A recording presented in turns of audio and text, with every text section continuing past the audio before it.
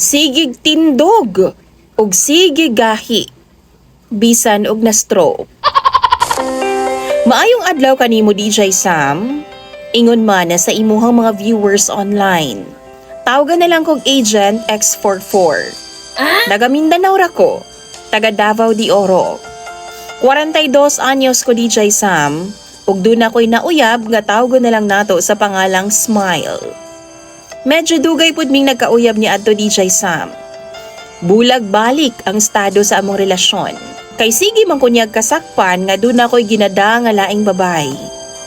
Niabot og 16 ka tuig ang among panag-uyab DJ Sam. Wow! Hangtod ganing abot ang trahedya sa akong kinabuhi. Na-stroke ko DJ Sam og naatlan nga naa ako sa Davao. Nag-duty ko adto nga time. Humana ko sa hospital, nipauli ko sa Davao de Oro. Didto ko nagpaayo. Na-paralyze ko DJ Sam. Wa ko magdahom nga biyaan ko sa ingon ato nga sitwasyon sa akong uyab nga si Smile. Wa pa ko makarecover ni adto DJ Sam. Pero gibiyaan ako niya. Gibulagan ko niya. Og wa ko masayod kung unsa ang iyang rason. Kay nagtuo magyud ko DJ Sam nga di gyud ko niya kayang biyaan. Ang reason di ay nakita na ako nga nakauyab na di ay siya. Taga didto ra pod sa ilaha DJ Sam. Banto gadi ay nga di na siya mag-update na ako. Kay naa naman di ay lain nga gapalipay sa iyaha. Naibawan ako ni pinaagi sa iyang amiga DJ Sam nga amiga pod nako. Makita man niya ang mga update sa Facebook sa akong ex ug iyang ginasend sa ako. Iyang ginapahibalo nako DJ Sam kung unsay mga ganap sa akong ex. Kana bitawng kuyog niya ang lalaki nga iyahang uyab DJ Sam, sakit gyud kaayo para sa ako. Na-stroke na pud kog balik. Giatake na pud ko og high blood. Imbis nga naka-recover na ko DJ Sam, nautruhan na pud hinuon ko og ka-hospital.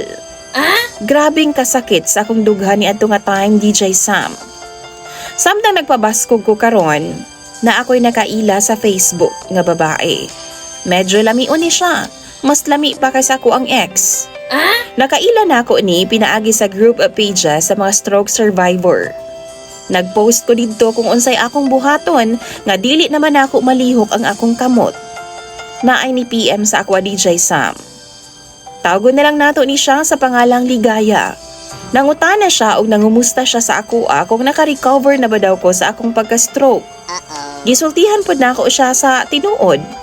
Giingnan nako siya DJ Sam nga di na magyud siguro ko makalakaw ani hangtod sa hangtod. Dihang nanawag siya nako sa Messenger DJ Sam, nakig-video call siya. Pagtubag nako haska gyud akong kurata. Kay ang iyang duha ka bulkan man ang nibalanda diretso sa kamera. Sa akong pagka-stroke DJ Sam, muraga na ay kusog nga na-feel nako. In short, nibarog ang akong tabadidoy. Mutindog pa di ay no ang ako ang tabadidoy bisan og na-stroke ko. Niingon siya, ipakita daw nako sa kamera ang ako apo daw tabadidoy. Nga gibuhat gyud nako. Nagmalipayon ming duha DJ Sam. Halos adlaw-adlaw namo tong ginabuhat. Pero why kami ha? Gi-check na ko iyang Facebook account. Minyo naman day siya DJ Sam. Tapos pulis pa gyud ang iyang bana. Opisyal pa jud. Sa pagkakaroon no, nagsabot mi nga magkita mi. Siya na daw ang muanhi sa ako Pero mangayo kog tambag sa imo mga viewers DJ Sam. Ipadayon pa ba nako ni ang among ginabuhat karon? Pero sa tinuod lang no, maubaya ni naghatag og kalipay sa ako matag adlaw. Pero angay ba ko makipagkita sa iyaha? Ang kahadlukan manggod nako kung mahibaw-an sa iyahang bana. Lisod na. Ambagiin taon ko ninyo sa comment section. Dini na lang kutob DJ Sam og more power sa imong programa. Imong sender og follower, Agent X44.